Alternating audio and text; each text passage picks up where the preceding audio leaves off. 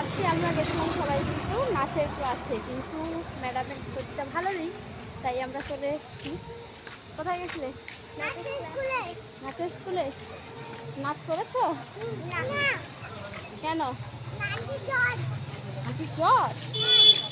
হ্যাঁ, ম্যাডামের শরীর ভালো নেই, তো আমরা সবাই চলে আসছি। তো নাচের স্কুল তো হলো না, তাই এদেরকে নিয়ে একটু চলে এসেছি পার্কে।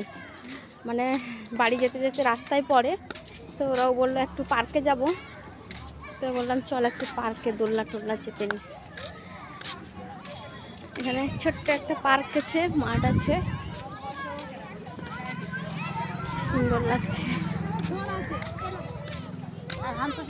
কে পার্কে যাবি? স্লিপ চলবে? হ্যাঁ চলবে স্লিপ? তো যা স্লিপ চল, তুই জামাটা তোল। দেখো কেমন স্লিপটা চড়ছে ওরা। যা ওঠ ওঠ, তাড়াতাড়ি ওঠ, তাড়াতাড়ি উঠে বল, তাড়াতাড়ি ওঠ।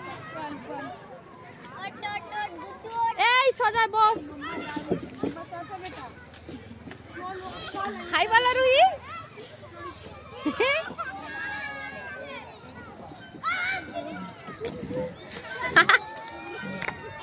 দেখে দেখে